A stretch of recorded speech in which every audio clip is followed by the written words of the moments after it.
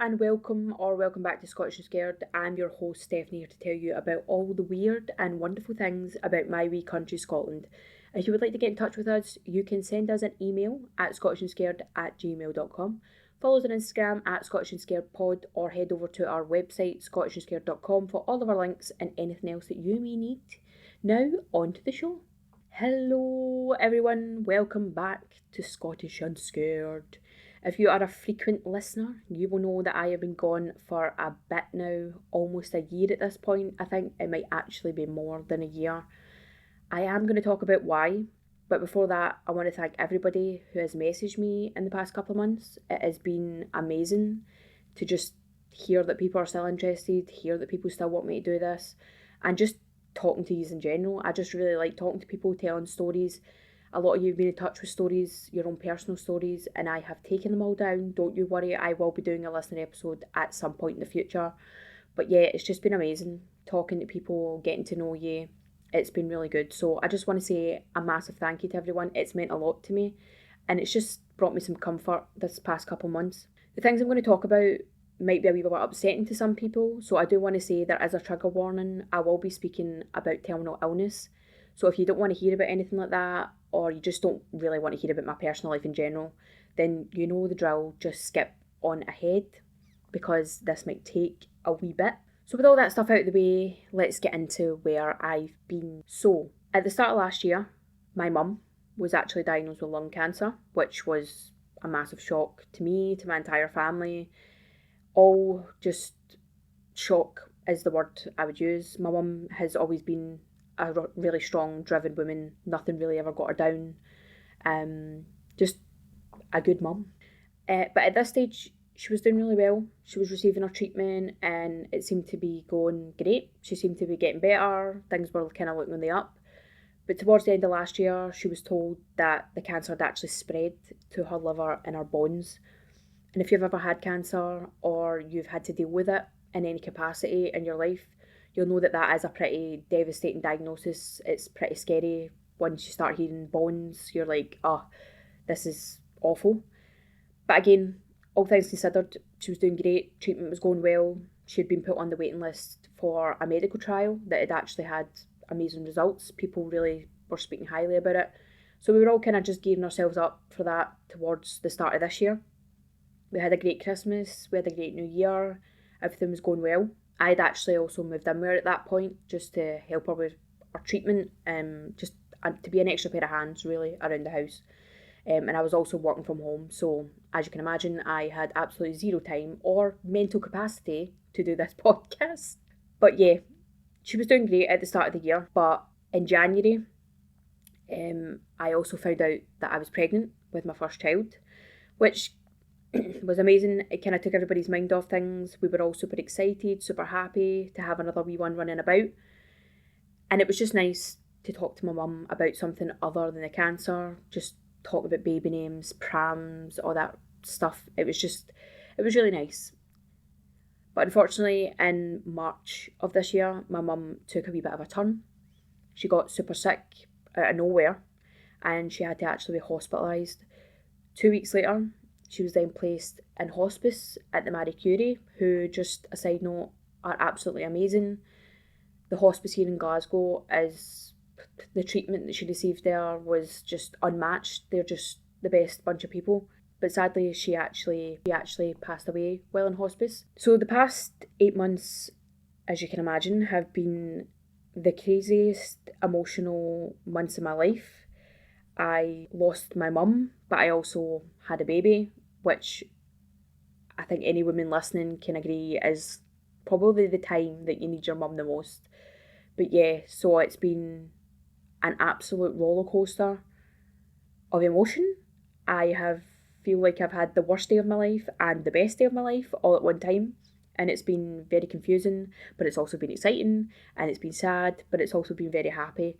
So it's been a very, very weird experience, confusing. Luckily, I do have the best family I could ever ask for. I just want to shout out my dad and my partner John, because honestly, I don't think I would have made it if it wasn't for them. And I do not tell you any of this because I want sympathy or I want attention.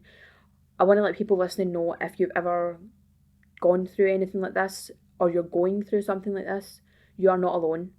You can reach out if you need someone to talk to. I am always around. Some of you have, and it's been really comforting just to hear your stories and just talking about your loved ones. You do feel like you're part of this like weird, depressing club when you lose a parent so young. And that's not to say that if you lose a parent when you're older that it's not any worse or anything like that. It's just when you're young, you still have like so much that you're going to need them for. So it just feels really weird to not have them. But yeah, you kind of feel like you're joining a club, and it's sometimes it can be really lonely. You feel like nobody around you can really relate to you. So yeah, please do not hesitate to ask people for help. Don't hesitate to speak to people about how you feel, because I know it's cliche, the whole speak about your feelings, but I think really sitting down and unpacking how you feel, it can really help. It's really helped me the past couple of months. So yeah, just don't hesitate to reach out if that's the family, a stranger. Maybe don't do that unsolicited, but just anybody that will listen, reach out and speak about how you feel. But all that said, I now have a son, and his name is Tommy, and he is the most wonderful wee thing. I cannot put into words how happy he has made me and the purpose that he's given me in my life. So in closing, things are just really good, and I am ready to get back to this and telling stories again. If you're a long-term listener, you'll know all about my Uncle Tommy, and that is exactly who my son is named after. So here's hoping he follows in the weird, creepy, supernatural footsteps of me and my Uncle Tommy. Which brings me to the podcast. Now, what we're going to do, what we're going to strive to do, we will be putting out 2 episodes a week. One will be strictly Scottish tales, and the other will be from our new series, Cursed Objects. The objective is to put one out on a Sunday and put one out on a Wednesday, and there will be a week's worth of stuff for you to listen to, and there'll be a week's worth of stuff to take my mind off the absolute chaos that is motherhood. But today we will be diving into the world of cursed objects, and let me tell you, there are a lot of them. I have a list about 60 strong, and it is not stopping. Every time I look something up, I see something new, I see something different, it goes on the list. If there is anything that you know about, maybe in your hometown, you know how you get some hometown stories about something that's cursed, or just like stay away from that thing, don't touch that thing, like folk tales, stuff like that. If there's anything like that from your hometown that's maybe a bit more obscure, get in touch and let me know. I'm happy to talk about it. I'm obsessed with cursed objects right now. I don't know why. I just find it really interesting that this tiny wee benign object or piece of jewellery or gravestone, something that you probably see all the time and never think anything about it, can cause so much chaos in people's lives. I find that really... So yes, I'm not going to box myself into speaking only on specific objects, but also places and buildings. I've really enjoyed reading about these things, and I hope you enjoyed listening to the stories that I have collected for you all. Now, this episode specifically is brought to you in collaboration with the Kentucky Historical Society. The Conjured chest is currently held by them, and they were kind enough to provide me with detailed information surrounding the object and its history. In addition to that, they also have their own podcast called Kentucky Chronicles, where they discuss local history as well as local projects and findings, and that includes cold cases and murders for all you true crime fans out there. One of the most recent episodes features a historian's research into a famous Kentucky murder, so famous that it inspired Edgar Allan Poe to write his only unfinished play. So if history is your thing, please go give it a listen. It's very well done, it's very informative. You can find it on all your usual streaming platforms, including YouTube if you prefer video podcasts. Big thank you to Greg for helping me out with this episode, and all of the links for the Kentucky Historical Society will be in the episode description. I've also been offered a grand tour and the chance to see the chest in person, so fingers crossed I can get to the States in the next few years and I can actually see this object in the flesh. So like I said before, today's subject will be the Conjured chest. Now, the chest itself is an impressive piece of furniture. It is a mahogany veneered chest of drawers holding 4 drawers. The top drawer is curved and sits out further than the other three. It also features an acanthus leaf design atop both pillar-like side panels. It is a very beautiful piece of furniture, so head over to our Instagram where we'll have a photograph of it, or just give it a wee search online if you just fancy a wee gander at it. I don't feel like my description is doing it the justice that it deserves. How the chest came to be is not 100% confirmed, nor is its history. Some of the people I'm about to talk about, they are real people, and there is evidence for that, but some people and parts of this story cannot be verified. But really, when have we ever let that ruin a good old story? The first mention of the chest was identified within a letter that Virginia Carey Hudson Cleveland wrote to her daughter Virginia Carey Hudson Maine. She stated that she had heard stories of the chest from her grandmother Eliza. This letter was featured in a book titled Flapdoodle, Trust and Obey, which was a collection of letters written by Virginia Hudson to her daughter.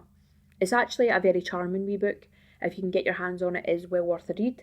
We have actually bought a copy for the baby's nursery because it's just one of those old looking cutesy charming books. In 2017, Beverly Maine Kensley, who is the daughter of Virginia Maine, published a book titled The Conjured Chest, A Cursed Family in Old Kentucky, which is probably more up your street if you're listening to this, because the book itself contains detailed descriptions of the chest, as well as the incidents and deaths people believe are in connection with it.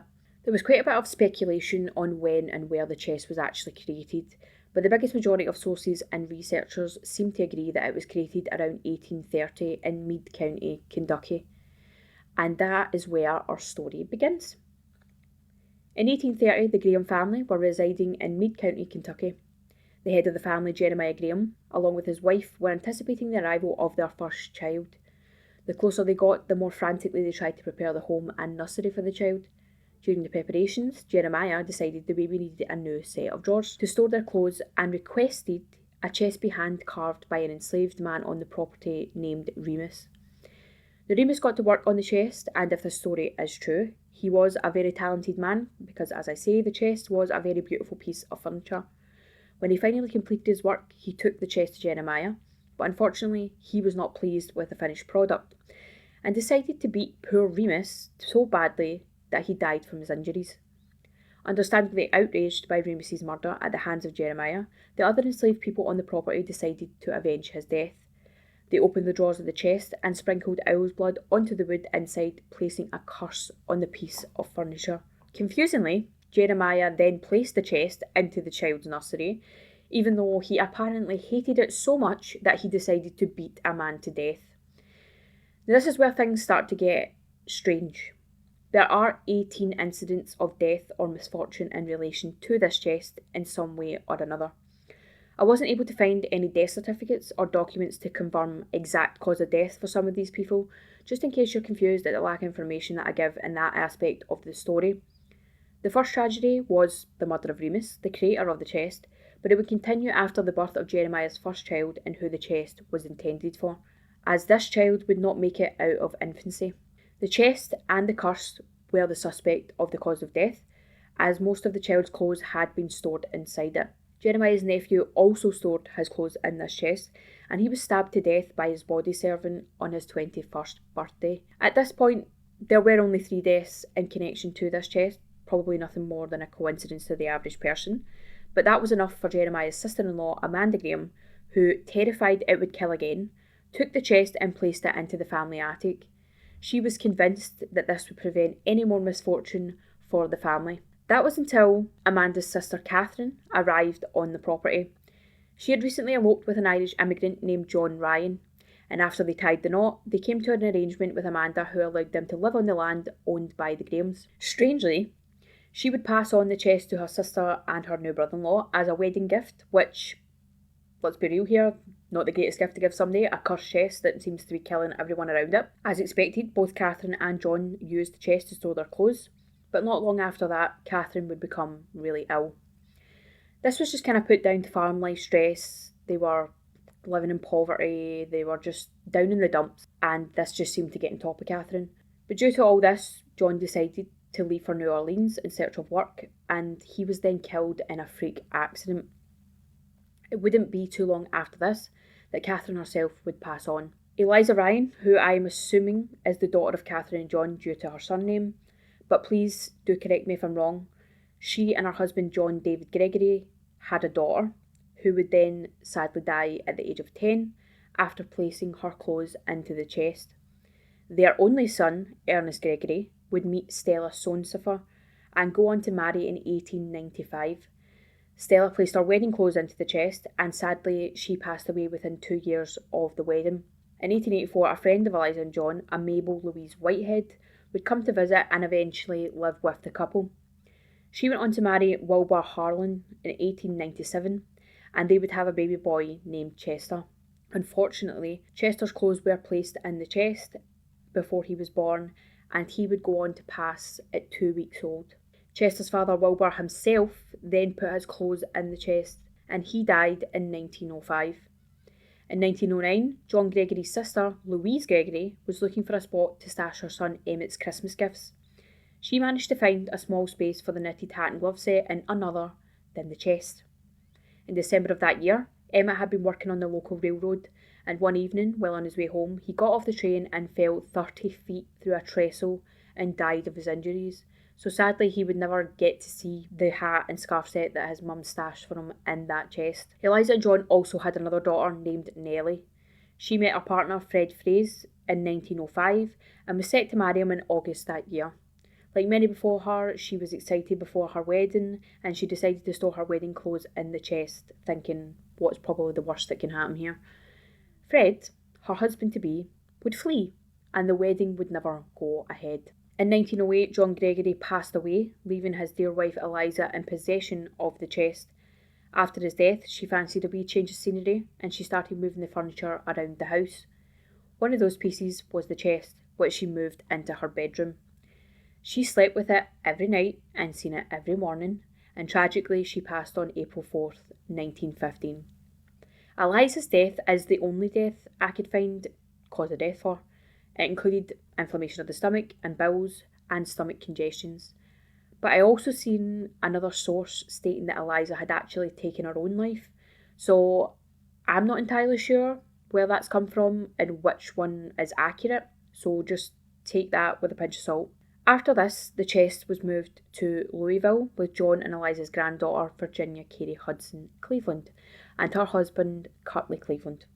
I'm assuming, knowing nothing of the object's dark history and the curse and things that people are saying about it, maybe just thinking it was a story, she placed their first baby's clothes inside the chest. The baby was born prematurely on August 8th, 1915. Again, this is another one I've seen conflicting accounts on. Some sources say this child lived and was fine, and some other sources say that the baby actually passed the same day it was born. So, again, take that with a pinch of salt. Fortunately, Virginia Ann Cutley went on to have a second daughter named Anne, and her clothes were also placed inside the chest. Thank God Anne actually did not pass away, but she did go on to suffer from polio in 1929, and she would deal with the symptoms of that for the rest of her life. Virginia and Cutley's oldest daughter, also named Virginia, was set to marry Wilbur Priester in 1943. And you guessed it, she decided to place her wonderful wedding clothes into the chest. In December the following year, Wilbur was suddenly rushed to hospital after suffering severe abdominal pain.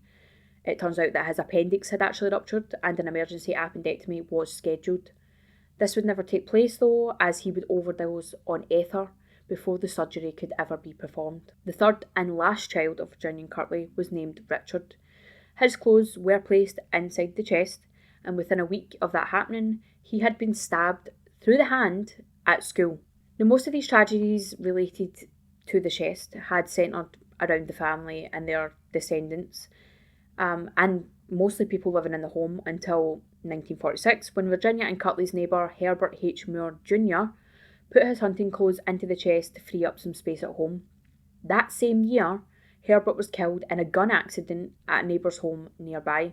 So, understandably at this point, Virginia, she's had enough. She's completely convinced that this chest is killing people when they're putting their clothes inside it. And she decided that she needed to take action. She needed to make sure that no one else was hurt by this curse. She sought the help of a maid named Sally, who had been working in Virginia's home almost an entire life.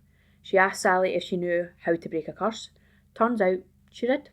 Sally told her that she would need a friend to bring her a dead owl unasked, then take the leaves of a willow tree planted by a friend, boil them for 1 whole day in the sight of the dead owl. Once this was done, the liquid needed to be poured into a container and buried with a handle facing east under a flowering bush. She followed all of Sally's instruction to a T, absolutely determined to break this curse.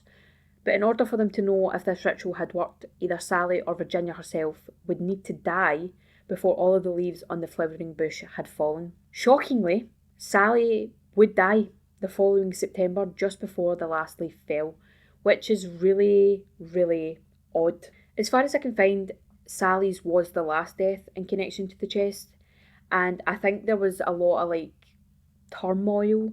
They really knew what to do with it at this point. They were thinking about just leaving it on the street and letting somebody else take it, but then there's that guilt of what if somebody takes it and something really bad happens. They were thinking about just putting it in the bin, burning it, dismantling it, but eventually Virginia decided to donate it to the Kentucky Historical Society in 1976, and it sits in their archives to this day. There are even still owl feathers in the top drawer, hopefully keeping the curse at bay. If any of your Ghost Adventures fans, unsubscribe. No, I'm kidding. Please don't do that. That was a joke. I am not a fan of that show or the host. I think he's a massive clown, if I'm being honest. But that is neither here nor there. The chest was featured on an episode of Deadly Possessions. I cannot watch it, not because of anyone other than the host. But if you would like more information on the chest, there's that. You can watch that episode. There's also a video all about the chest, the Kentucky Historical Society's YouTube channel, and I have linked all of their information in the description if you want to have a wee gander at their stuff. Again, a massive thank you to them and Greg for helping me out with this episode.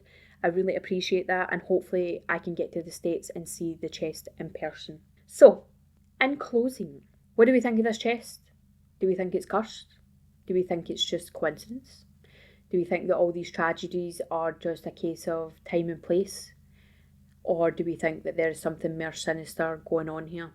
I do think it's one of those things where an item gets a reputation for being a certain way, dark, there's a dark energy attached to it, it's cursed, whatever you want to call it.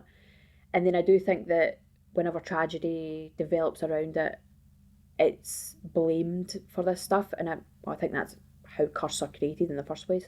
I do think that's how it happens. Or do we think that objects can carry curses? There is an energy in the actual object itself that just causes chaos around it. I mean, the circumstances in which this chest was created were not exactly great. They are pretty horrific. And then the person who created it was murdered. So is it just a case of the energy of that event is in this object? Or was there an actual full-blown curse? I don't know. I'm still in two minds about it.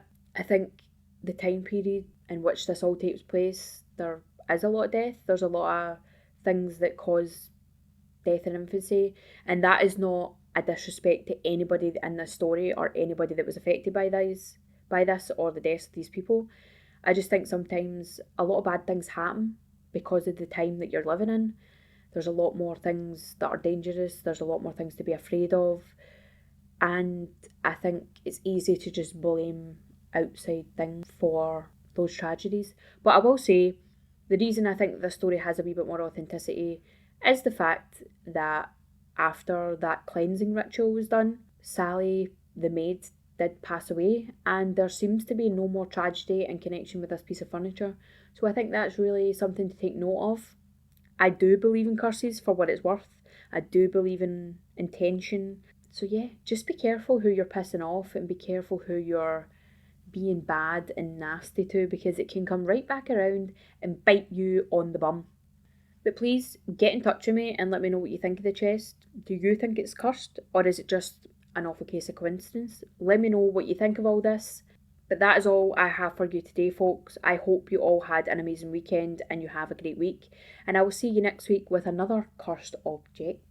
And I can't wait to tell you all about the little Manny. But yes, stay weird, people. Stay scared. Bye, folks.